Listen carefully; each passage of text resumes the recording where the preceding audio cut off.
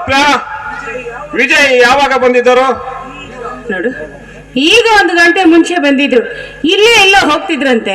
ಹಾಗಾಗಿ ನನ್ನನ್ನು ನೋಡಿ ಮಾತಾಡ್ಸ್ಕೊಂಡು ಹೋಗೋಣ ಅಂತ ಬಂದ್ರು. ಯಾಕೆ ಚಂದ್ರು? ಸ್ವಪ್ನ, ಇತ್ತೀಚಿನ ಅವರ ವರ್ತನೆ ನನಗೆ ಹಿಡಿಸುತ್ತಿಲ್ಲ. ಮನೆಯಲ್ಲಿ ಯಾರು ಇಲ್ಲದ ಸಮಯದಲ್ಲಿ ಬರುವುದು ಅತಿಯಾಗಿದೆ. ಇನ್ನು ಮುಂದೆ ಮನೆಯಲ್ಲಿ ಅಣ್ಣ ಅತ್ತಿಗೆಯರಿದ್ದಾಗ ಮಾತ್ರ ಮನೆಗೆ ಬರಲಿಕ್ಕೆ ಹೇಳು. ಅಂದ್ರೆ ಏನ್ ಚಂದ್ರು? ಅಣ್ಣನಾದವನು ತಂಗಿಯನ್ನ ನೋಡುವುದಕ್ಕೆ ಬರಬೇಕಾದ್ರೆ ನಿಮ್ಮ ಮನೆಯವರ ಅಪ್ಪಣೆ ಪಡೆದುಕೊಂಡು ಬರಬೇಕು ಅಂತ ಹೇಳ್ತಾ ಇದ್ಯಾ? ನೋಡು, ಇದೊಂದು ದೊಡ್ಡ ಶ್ರೀಮಂತರ ಮನೆ.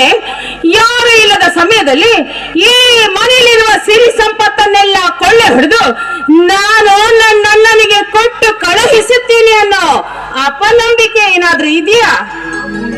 ನೋಡು ಸ್ವಪ್ನ, ನಾವು ಬಡವರಿರಬಹುದು, ಆದರೆ ಮನೆತನದ ಮಾನವ ಮರ್ಯಾದೆಯಲ್ಲಿ ಶ್ರೀಮಂತರೇ. ನನಗೆ ನಿಮ್ಮಿಬ್ಬರನ್ನು ನೋಡಿದರೆ ಅಣ್ಣ ತಂಗಿಯರ ಅನಿಸಲಾರದು. ಗುಟ್ಟಾಗಿ ಸೇರುವ ಪ್ರೇಮಿಗಳಂತಿದೆ ನಿಮ್ಮ ವರ್ತನೆ. ನೋಡು, ಇನ್ನು ಮುಂದೆ ಅವನೇನಾದರೂ ನಮ್ಮ ಮನೆಯ ಉಸಿಲು ತುಳಿದರೆ ನಾನು ಸುಮ್ಮನಿರುವುದಿಲ್ಲ. Be careful.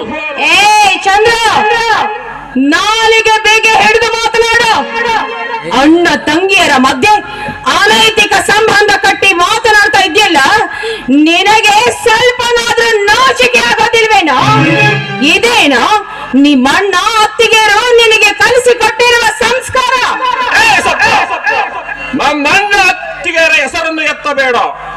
ಅವರ ಬಗ್ಗೆ ಮಾತನಾಡುವ ಯೋಗ್ಯತೆ ನಿನಗಿಲ್ಲ. ನೋಡು, ಒಳ್ಳೆಯ ಮಾತಿನಿಂದ ಹೇಳುತ್ತಿರುವೆ. ನಿನ್ನ ನಡೆನುಡಿಗಳನ್ನು ತೆಗೆದುಕೊಂಡು ನಡೆದರೆ ನಿನಗೆ ಒಳ್ಳೆಯದು. ಇಲ್ಲವಾದರೆ ಮುಂದೊಂದು ದಿನ ಬಹಳ ದುಃಖ ಪಡಬೇಕಾಗುತ್ತದೆ. ಎಚ್ಚರ. ನನಗೆ ಬುದ್ಧಿ ಹೇಳುವುದಕ್ಕೆ ನೀನ್ಯಾರೋ? ನನಗೆ ತಾಳಿ ಕಟ್ಟಿರುವ ಗಂಡನೆ ನನಗೆ ಆಕ್ಷೇಪಣೆ ಮಾಡುತ್ತಿಲ್ಲ ಅಂದಾಗ ಅದನ್ನ ಕೇಳುವುದಕ್ಕೆ ನೀನ್ಯಾರೋ? ನನ್ನ ಗಂಡ ದುಡಿಯುತ್ತಿರುವ ದುಡ್ಡಿನಲ್ಲಿ ತಿಂದು ಬದುಕುತ್ತಿರುವ ನಾಯಿಕನ ನೀನು? ನಾಯಿ? ನಿಜ ಸ್ವಪ್ನ, ನಿಜ ಪ್ರಾಣಿ. ಅನ್ನ ಹಾಕಿದವರ ಕೈಯನ್ನೆಂದು ಕಚ್ಚಲಾರದು. ಆದರೆ ನೀನು ವಲಸಿಗೆ ಬಾಯಿ ಹಾಕಿ ಅದರಲ್ಲಿ ಹೊರಳಾಡುವ ಹಂದಿಯ ಜಾತಿಯವಳು ಏನು?